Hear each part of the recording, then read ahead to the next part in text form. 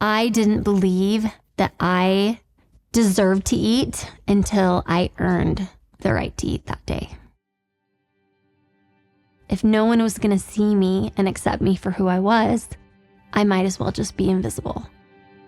I didn't want to die, but I didn't want to live either. And I didn't know how to stop.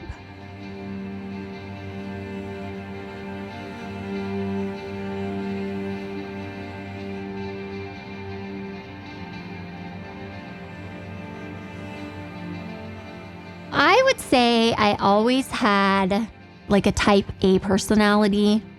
I just have always had that drive for things to be orderly and in a certain way.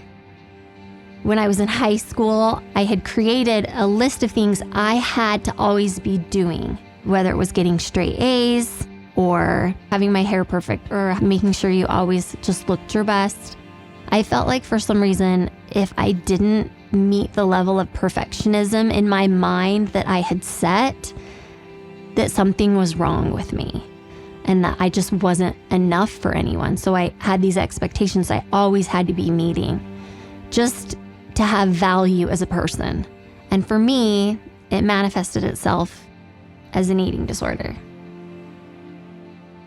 I literally decided one day, I'm gonna go start working out this year. I'm gonna eat healthy this year. But for me, it was, and everyone's gonna accept me. Everyone's gonna love me. Everyone's gonna see that I'm as good as everyone else. I'm the type of personality that when I do something, I don't just do it 100%. I do it 150%. And it consumes my life. I was working out 3 hours a day, 7 days a week. And I couldn't stop. I knew that I was out of control, but I didn't know how to stop it. And I didn't know how to ask for help. And I didn't want to ask for help because the routine of it made me feel better, made me feel accomplished. When you go into therapy, one of the things they have you do or ask you to do is to write down all of your rules. And I was like, I don't have rules. What are you talking about? I honestly was not aware of how many rules I had and how much they consumed my life. I had to wake up at a certain time. I was only allowed to eat certain foods at certain times of the day. I had a cereal bowl that was like a special bowl. I could only eat cereal out of that bowl. I didn't want my husband to know how bad it had gotten, so you start to find ways to hide it. I got to where I couldn't even really leave my house. Like, I had to stay and do my routine. When I was deep in my disorder, you have what's called body dysmorphia, which is what you see, the image you see in the mirror is not what your body actually is. My mental capacity or my perception of myself did not reflect reality. And I wasn't capable of seeing what reality was. Reality is what you make it. And my reality was that I was only allowed to eat if I earned it. And for a long time, I looked healthy on the outside. But on the inside, I wasn't okay. And eventually, the outside reflected the inside. And I wasn't okay anymore. I was just so exhausted and I was so uncomfortable. I would take a towel to bed with me and I would have to lay it, like fold it multiple times and lay it in the mattress because I couldn't lay on the mattress because all of the box springs that I could feel would like dig into me. And like my bones ached all the time. All of my hair started falling out in huge chunks. I didn't have my period for a long time. I probably went 10 years without having a period. My lowest weight that I remember weighing myself was 89 pounds, which for being 5'6" is definitely unhealthy. On the inside, I think I felt not good enough, unlovable, ugly, like I didn't deserve to be loved. Part of my eating disorder that helped manifest how I was feeling is I felt invisible. I felt unimportant and I felt invisible. I liked being thin because if no one was going to see me and accept me for who I was, then I might as well just be invisible. I just remember just laying on my floor and curling up in the little ball and just not wanting to do it anymore. I didn't want to die. Like, I didn't want to die, but I didn't want to live either because I didn't want to keep doing what I was doing. I couldn't do it anymore, but I didn't know how to ask for help and I didn't know how to stop because it gave me comfort. It's what made me feel okay about myself. And if it was gone, I didn't know who I was. Without my eating disorder, I didn't know who I was as a person. My family, I had moved away. Me and my husband, when we got married, we moved away to school. And they didn't see me all the time.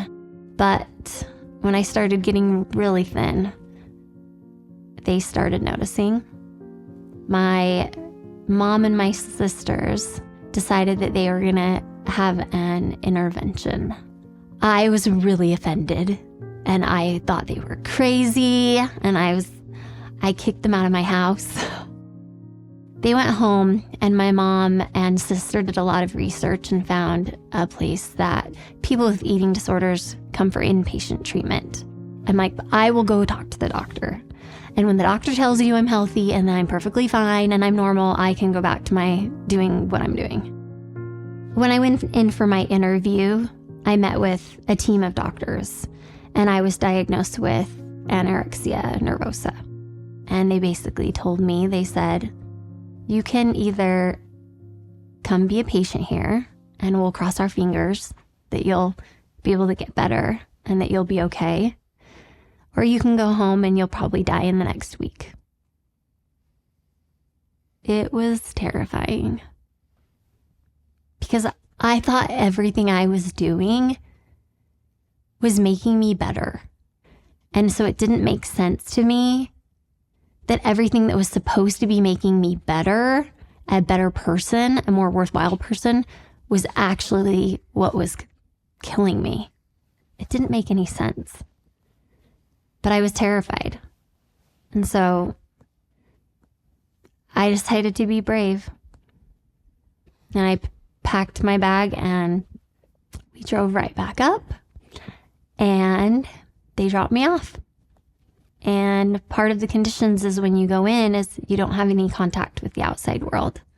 They want you to break all of your routines and everything you're doing. I didn't talk to my husband for at least a week. And my mom wasn't able to come in at all. But she would always call the nurses station and check up on me. As a kid, I was always one of those kids that had a snuggly or a blanket. It's the type of thing that just made me feel comfortable when I felt out of place. When I went into the center, part of it, you're so cold and you're so uncomfortable. And I asked my mom to bring me a blanket and she made me this pink blanket. It was like her way of being there with me. And it meant the world to me. This is the blanket that my mom made me. This is the original Minky. I think going in for treatment was terrifying. And my mom was always the person that I'd call if I needed something. She's always the person that had my back if I needed something. I just wished more than anything that I could have talked to her every day. But at least I got to have her blanket with me. So that helped a lot. This blanket gave me just a lot of comfort. I'd have it out on the couch, I'd have it in my bedroom, and if I wasn't using it, one of the other girls there was using it. Everyone loved it, and everyone still loves it. In order to leave the treatment center, they have like guidelines you have to meet. I was really afraid that I would go right back to what I had always done. And I didn't know how to go back to my house and back to my life without going back to all my behaviors. It's hard breaking a bad habit. So it took a long time for me to get back to where I was living a healthy life all on my own. And for a long time, because of the way I was living, I didn't think I'd be able to have kids, but I really wanted kids. I ended up doing IVF to get pregnant.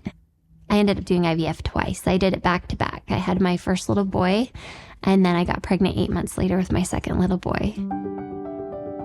Carrying a child and how amazing that is just helped me find a love for my body that I didn't have. And I'm proud of my body. Until I had my kids, I didn't have the motivation or the reasoning to keep doing those skills and to continue them in my life. But once I had kids, my decisions affect them. And so every choice I made all of a sudden had ripple effects. I really wanted to actually live and like being alive and find joy in actual things again. Just finding joy in small things. Just sitting down with my little boy and reading a book or playing marbles or playing piano with him. Just finding joy in all those little things that would be considered mundane are like the most precious moments to me. I still work out, but I work out for fun. And it's about being strong, not about being skinny. And it's about being able to keep up with my kids. I don't think the drive for perfectionism will ever really go away. Only now I can identify it, accept it for what it is, and let it go. And it doesn't have to control me anymore. It's actually quite amazing that I'm at that point. I didn't think I'd ever be there. Ever. It's okay to be undone, and you can do hard things. I think not wanting to feel invisible and not feeling invisible for me has changed because I have people who see me, and I've accepted myself. I think other people can't accept you for who you are until you're okay with who you are. Who you are and what you are is enough.